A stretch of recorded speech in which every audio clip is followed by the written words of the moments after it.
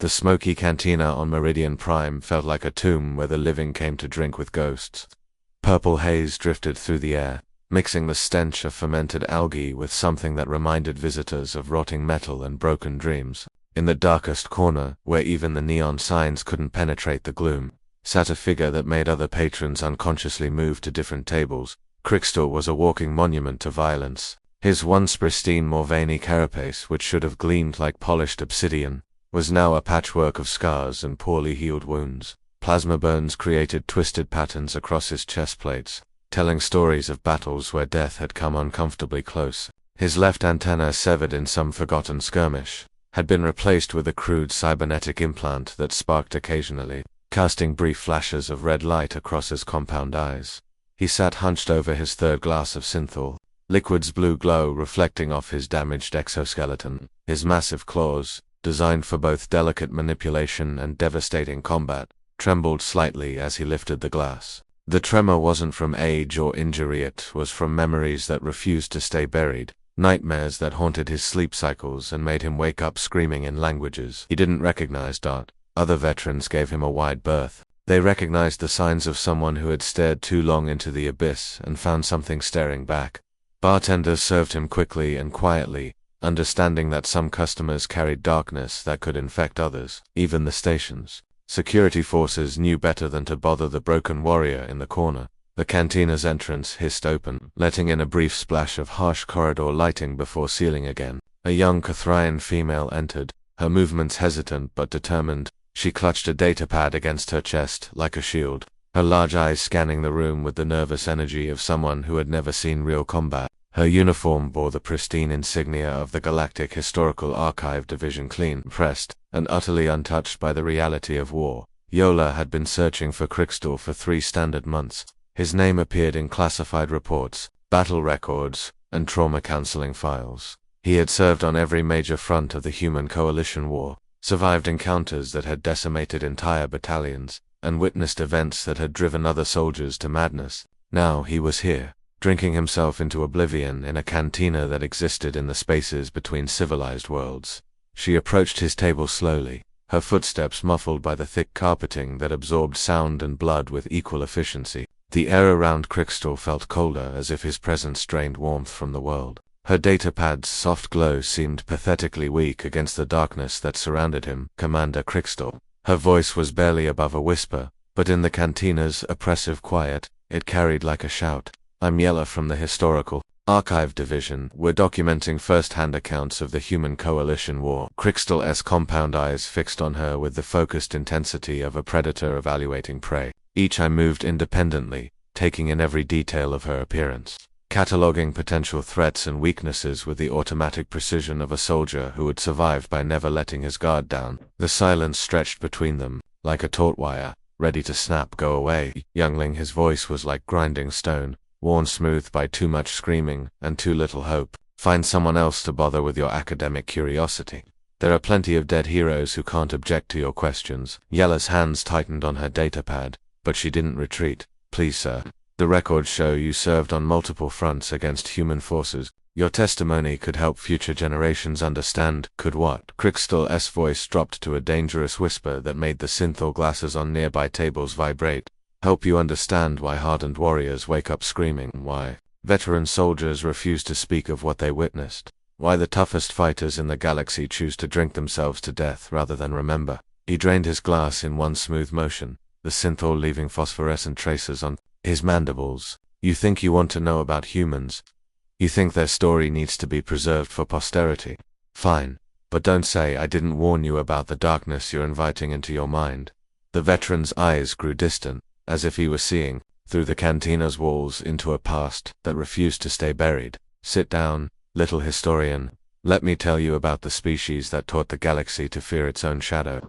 Let me tell you about the humans who turned war into an art form, and death into a weapon." Yella activated her recorder with trembling fingers, not knowing that she was about to document the most terrifying truth in galactic history. In the smoky darkness of the cantina, surrounded by the ghosts of 1,000 battles, Crystal began to speak of horrors that would change her understanding of what it meant to be human. "It was supposed to be a simple extraction," Crystal began, his voice hollow as ancient wind through dead worlds. The synthol in his glass caught the cantina's dim light, creating patterns that reminded him of burning cities. Intelligence reported a small human mining colony on Kepler-4 for 2b, 300 civilians, maybe 50 security personnel at most. My battalion had 1,200 elite Morvani shock troops, 3 orbital bombardment cruisers, and enough heavy armor to flatten a mountain range. Command expected surrender within hours. He paused, his razor-sharp claws unconsciously scraping against the metal table, leaving thin grooves in the reinforced surface. The sound was like fingernails on glass, making other patrons wince and move further away. High Command was so confident they sent news crews to document our glorious victory. They wanted footage of humans surrendering to show the galaxy that the mighty coalition was unstoppable. Yela's recorder hummed softly between them, capturing every word as Crystal's compound eyes reflected memories of fire and blood. The colony was built into a series of connected domes, standard human architecture for hostile environments.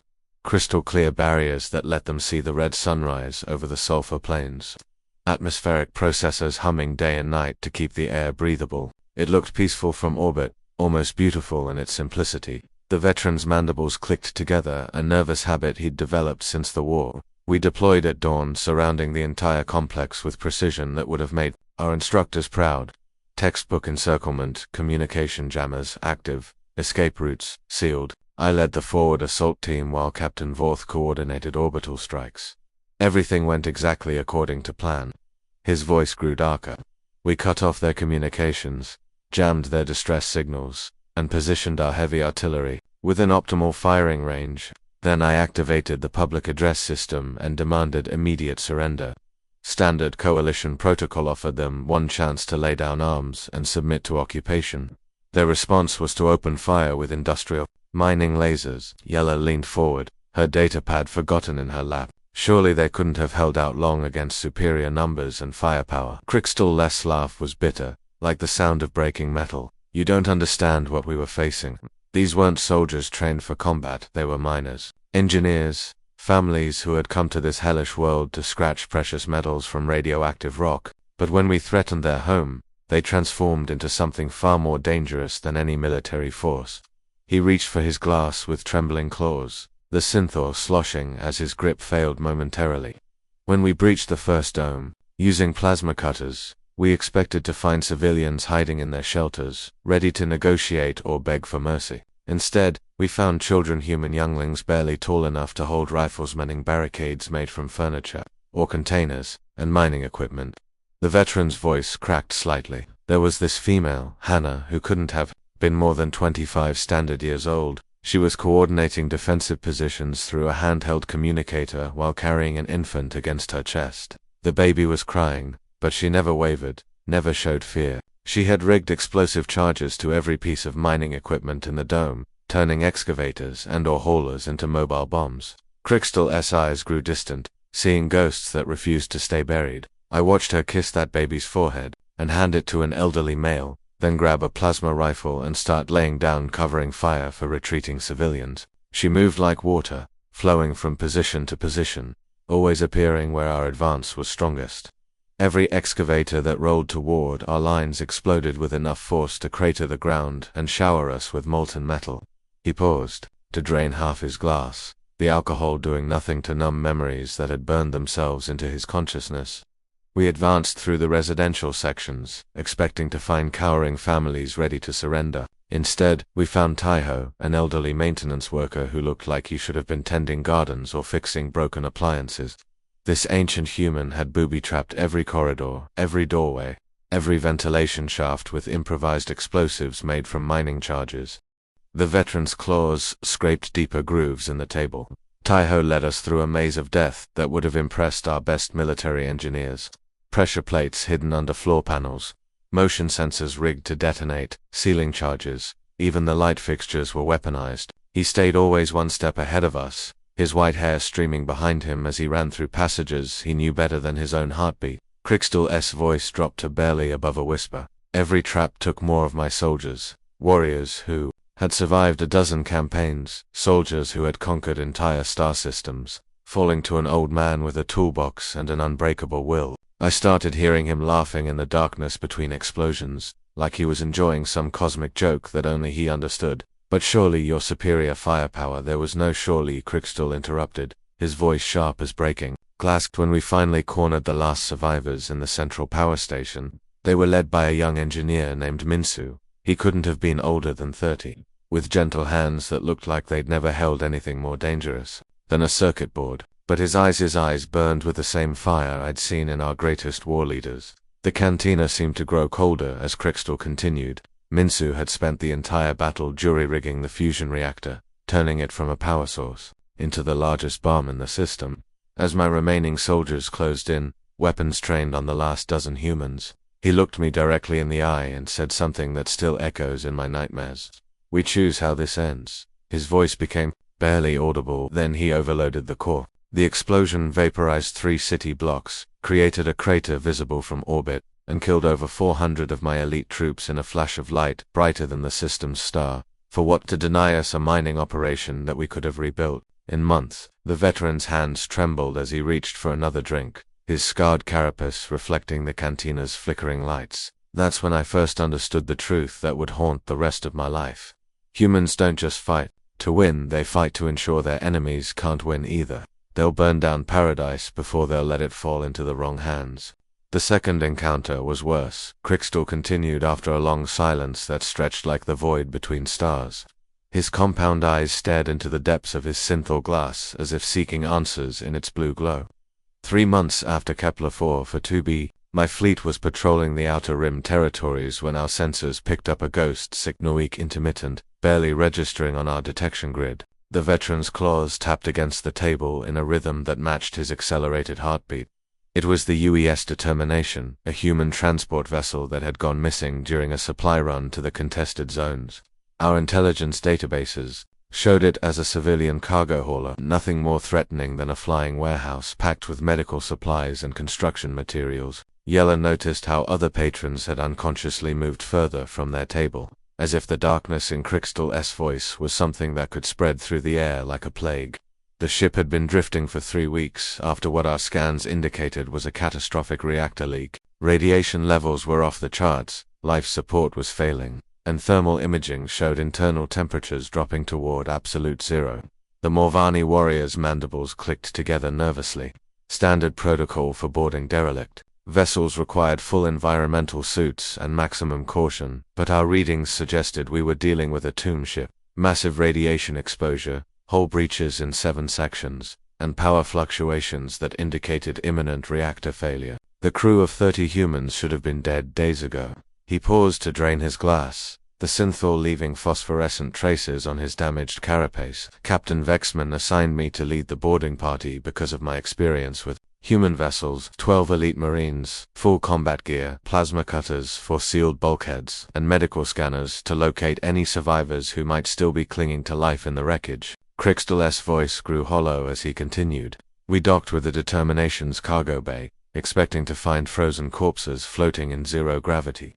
Instead, our thermal scanners detected movement, weak heat signatures scattered throughout the ship like dying embers. Someone was still alive in that radiation-soaked coffin, somehow clinging to existence against impossible odds. The cantina's ambient noise seemed to fade as the veteran's words painted pictures of horror in the smoky air. The airlock cycled open, and we entered a nightmare of twisted metal and jury-rigged repairs that defied every law of engineering, physics. They had sealed massive hull breaches with their own clothing, melted down personal belongings to create patches for damaged life support systems, and somehow managed to keep the ship's basic functions running with spare parts that shouldn't have worked together. His compound eyes reflected the memory of that first moment of understanding. The corridors were lined with makeshift sleeping pod-screwed chambers, where crew members took turns in induced comas to conserve oxygen and reduce radiation exposure. They had calculated down to the minute how long each person could remain conscious before their body absorbed lethal doses of radiation. Yella leaned forward, her recorder capturing every word as Crystal's voice grew strained with emotion. The ship's captain was a female called June, maybe 40 standard years old, with the kind of calm authority that comes from years of commanding vessels through dangerous space. When we found her on the bridge, she was dying of radiation poisoning, hair falling out in clumps, her skin showing the telltale burns of cellular breakdown, her hands shaking from nerve damage. The veteran's claws scraped deeper grooves in the metal table, but she was still issuing orders through a handheld communicator, coordinating repairs with crew members scattered throughout the ship, tracking radiation levels and oxygen consumption with the precision of a master tactician. She looked up at us with eyes that burned like dying stars and said, "You're just in time for the farewell party." Crystal's voice dropped to barely above a whisper. When we attempted to secure the bridge, June and her crew fought us with welding torches that carved through our armor like plasma swords, cargo manipulators that crushed combat helmets like eggshells, and improvised explosives made from medical oxygen tanks and cleaning supplies. They moved through the ship's corridors like ghosts, using their knowledge of every damaged system and emergency protocol to turn their dying vessel into a weapon against us. The veteran reached for another drink with trembling claws, but it was their chief engineer Dong-ho who showed us the true meaning of human determination. We found him in the engine room, working frantically to stabilize the reactor core while his body was literally falling apart from radiation exposure. His skin was peeling away in sheets, his eyes were clouded with cataracts, and his hands were so damaged he could barely grip his tools. Crystal's voice cracked with something that might have been admiration or terror. Dong-ho had been working for 21 days straight, taking stimulants to stay conscious, using radiation medications to extend his life just long enough to complete his work. When we cornered him in the reactor chamber, he was so weak he could barely stand upright, but his mind was still sharp as a plasma blade. The cantina fell silent except for the hum of life support systems as the veteran continued. He had rigged the entire reactor to cascade failure, not just a simple overload, but a chain reaction that would turn the ship into a miniature star. As my soldiers raised their weapons, he looked at us with eyes that should have been dead days ago and smiled. Actually smiled, like he was sharing some private joke with death itself. Crystal's voice became barely audible. Dong-ho said something that still echoes in my nightmares. "You want our ship? Come and take it." Then he triggered the overload sequence with hands that were more bone than flesh. The explosion was visible from 3 star systems away, destroying our boarding shuttle and killing 16 of my elite marines in a flash of light that outshone the local sun. The veteran's compound eyes reflected pain that went deeper than physical scars. Dong-ho died knowing he had denied us our prize, that his sacrifice had turned what should have been a simple salvage operation into another costly lesson about human nature. He chose to become a star rather than let his ship fall into enemy hands. He stared into the depths of his empty glass as if seeking absolution in its transparent bottom. That's when I realized the fundamental truth that would haunt the rest of my military career. Humans don't just fight for victory or survival. They fight for the right to choose their own ending, even when that ending is death. They'll burn their own ships, destroy their own cities, sacrifice their own lives, all to ensure their enemies can't claim victory over their bones. Crystal's third drink sat untouched as he continued his account, the blue liquid growing warm, while memories colder than space filled his compound eyes. The third story is the one that haunts me most. 6 months after the determination incident, we launched a major offensive against Proxima Station, a key human stronghold that controlled 3 jump routes and housed their primary medical research facility.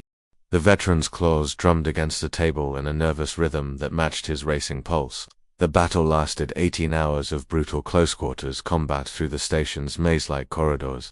Human defenders had turned every medical bay, every laboratory, every supply closet into a fortress. They fought with surgical lasers, medical equipment, even IV stands sharpened into spears. Yella watched as Crystal's scarred carapace seemed to darken with the weight of memory. When we finally secured the medical wing, we found ourselves in possession of the most advanced trauma center in the sector. Among the prisoners was a young medic named Sarah, barely past juvenile stage by human standards, maybe 22 years old, with gentle hands that moved like water and eyes the color of Earth's ancient oceans. The cantina's ambient noise faded as the veteran's voice grew softer, more dangerous. Sora was different from every human we'd encountered. No rage in her eyes, no desperate defiance, no hatred burning like a furnace. She looked at us with something far more unsettling curiosity, like she was studying specimens rather than facing her captors. Crystal's mandibles clicked together nervously. Initially, we thought we had found a reasonable human. Healers, we assumed, would be different from warriors. They took sacred oaths to preserve life, to do no harm, to treat all beings with equal compassion. Command assigned her to work in our field hospital, treating coalition wounded alongside human prisoners under heavy guard. He paused, reaching for his glass but not drinking, as if the synthol had lost its power to numb what came next. For weeks, Sora worked tirelessly in the medical bay. 16-hour shifts without complaint, gentle hands that could suture wounds smaller than a credit chip, eyes that never showed fatigue even when her body was ready to collapse. She saved lives with the dedication of someone who had been born to heal. The veteran's voice carried a note of something that might have been admiration or terror. She treated a Morvany soldier's plasma burns with the same meticulous care she showed her own wounded, spending hours reconstructing damaged carapace and ensuring proper nerve regeneration.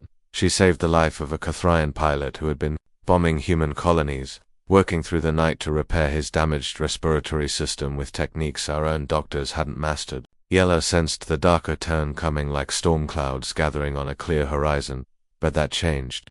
Crystal's compound eyes fixed on a point beyond the cantina walls, seeing through layers of space and time to moments that had redefined his understanding of human nature. We thought her compassion was genuine, and it was. That's what made it so terrifying. Every act of mercy, every life saved, every gentle touch was absolutely real. But while she healed, she was also learning with the focused intensity of a master strategist. The veteran's voice dropped to barely above a whisper. Sora memorized our anatomy with photographic precision, studying each species' unique physiology, mapping pressure points and nerve clusters, cataloging the exact locations where minimal force could cause maximum damage. She learned which compounds in human medicine were toxic to our various biologies, which dosages would cause unconsciousness versus permanent damage, which combinations would be undetectable until it was too late. His claws scraped against the metal table, leaving fresh grooves alongside the old ones. She studied our guard rotations with the patience of a master thief, memorizing shift changes down to the minute, noting which soldiers were left, which ones favored their plasma rifles over sidearms, which ones had old injuries that affected their mobility. She catalogued the location of every weapon, every security camera, every emergency protocol with the dedication of someone preparing for a final exam. Crystal's voice grew strained as he continued. The brilliant part was how she used her medical privileges to move freely throughout the facility. Checking on patients gave her access to secure areas. Medical emergencies allowed her to override security protocols, and her reputation for saving Coalition lives meant guards trusted her completely. She was mapping our entire operation while we thanked her for her service. The cantina seemed to grow colder as the veteran reached the climax of his tale. 3 months into her captivity, Sora triggered a medical emergency alarm at 0300 hours. The shift changed when security was momentarily reduced. She had somehow caused a Morvany officer to go into cardiac arrest, his vital signs flattering in a way that demanded immediate response from every available medic. His voice cracked with remembered horror as my soldiers rushed to help. What they thought was a dying officer. They were breathing air that Sora had laced with a compound extracted from human pain medications, harmless to human physiology, but it caused severe neurological disruption in most Coalition species. Within minutes our guards were stumbling around like drunken younglings, their reflexes destroyed, their aim completely compromised. Crystal's compound eyes reflected pain that went deeper than his physical scars. In the chaos that followed, Sora armed the human prisoners with medical instruments that she had secretly modified into weapons. Surgical scalpels became throwing knives, bone saws became short swords, defibrillator units became improvised stun weapons. She led them through the facility's ventilation system, using her knowledge of our security blind spots to move like ghosts through our most secure areas. The veteran's voice became barely audible. The escape cost us 37 soldiers, elite troops who had survived dozens of campaigns, reduced to casualties by a medic who had spent months earning their trust. But it was what she said as they fled that still echoes in my nightmares. It stared into his untouched drink as if seeking absolution in its blue depths. As Sora reached the emergency airlocks, she turned back and looked directly at me with those ocean-colored eyes. Her voice was calm, almost gentle, as she said something that redefined my understanding of human nature. I heal because I choose to. I kill because I have to. You made me choose. Crystal's mandibles clicked together in a pattern that sounded almost like weeping. Even human mercy, we learned that night, was a weapon waiting to be unleashed. Every act of compassion had been a strategic decision. Every life saved a calculation in a larger game we didn't even know we were playing. She had weaponized our trust, turned our gratitude into vulnerability, and transformed healing into the most devastating form of warfare we had ever encountered. The veteran finally lifted his glass, but his claws trembled so badly that Synthor splashed onto the scarred table. That's when I understood the most terrifying truth about humans. They don't just fight with guns and bombs and plasma cannons. They fight with hope and mercy and love itself, twisting our own compassion into chains that bind us while they prepare the killing blow. Crystal finished his fourth drink and stared at the empty glass as if it held answers to questions that kept him awake during his sleep cycles. The synthol had done nothing to numb the memories that burned like acid in his mind. His compound eyes reflected the cantina's flickering lights, creating patterns that reminded him of dying stars and falling civilizations. You want to know why the war ended so suddenly? His voice carried the weight of secrets that had crushed stronger beings than himself. Why the Coalition, with all our technological advantages, our numerical superiority, our 1,000-year military tradition, agreed to a ceasefire when victory seemed within reach. When our fleets controlled half the galaxy and human resistance was scattered across a few dozen worlds. Yola leaned forward, her recorder capturing every word while her young eyes searched his scarred face for answers. The official reports cite mutual exhaustion and diplomatic pressure from neutral worlds. They say both sides had simply bled too much to continue fighting effectively. Lies, Crystal spat, his mandibles clicking together with enough force to crack carapace. Pretty lies told to help politicians sleep at night and keep civilians from understanding the nightmare we barely escaped. The truth is classified at the highest levels of Coalition command, buried in archives that require clearance levels most admirals will never achieve. The veteran's claws drummed against the table in a pattern that matched his accelerated heartbeat. But I was there when High Command conducted their comprehensive analysis of human behavior patterns. I sat in briefing rooms where the galaxy's greatest military minds studied every battle, every engagement, every human action during 3 years of the bloodiest warfare in galactic history. His voice grew hollow as he continued. They assembled teams of xenopsychologists, combat analysts, and strategic planners. They fed quantum computers with petabytes of data battle footage, prisoner interrogations, intercepted communications, even human literature and entertainment media. The goal was simple: create a complete psychological profile of humanity to predict their surrender point and plan the final offensive. Crystal stood up slowly, his scarred form casting long shadows in the cantina's dim light like a monument to violence and regret. The report took 6 months to complete. When it was finished, it was exactly 47 pages long and classified, at a level that made generals weep. The conclusions were terrifying in their simplicity, devastating in their implications. He paused, his compound eyes reflecting memories of briefing rooms where hardened warriors had sat in stunned silence. Humans don't just fight wars, they become war itself. Every human civilian was a potential insurgent. Every human city a fortress designed to bleed attackers dry. Every human death a strategic sacrifice calculated to inflict maximum psychological damage on enemy forces. Yella's recorder hummed softly in the growing silence. But surely superior technology and overwhelming numbers. Technology means nothing when your enemy has weaponized their own mortality. Crixtor interrupted, his voice sharp as breaking glass. The analysis revealed patterns that violated every principle of civilized warfare. Humans didn't fight to win battles, they fought to make victory so costly that their enemies would question whether conquest was worth the price. The veteran moved toward the cantina's exit, then paused as if the weight of memory had anchored him to the spot. The final analysis concluded that completely defeating humanity would require the systematic extermination of their entire species. Not conquest, not occupation, not subjugation, down to the last infant. Even then, victory wasn't guaranteed because humans had begun spreading throughout the galaxy, and each colony would fight with the same desperate determination we had witnessed. His voice dropped to barely above a whisper. But here's the truly terrifying part, the part that made Coalition admirals resign their commissions and seek therapy in remote monasteries. The report concluded that to utterly defeat humans, we would have to become something worse than they were. We would have to embrace the same total warfare mentality. The same willingness to sacrifice everything, the same complete rejection of civilized conduct that made them so dangerous. Crystal's compound eyes reflected something that might have been fear or admiration. High Command realized that in defeating humanity, we would become humanity. We would have to burn worlds, slaughter civilians, poison entire star systems, and abandon every principle that separated us from the monsters we claimed to be fighting. Victory would cost us our souls. The cantina's other patrons had unconsciously moved to the far corners of the room.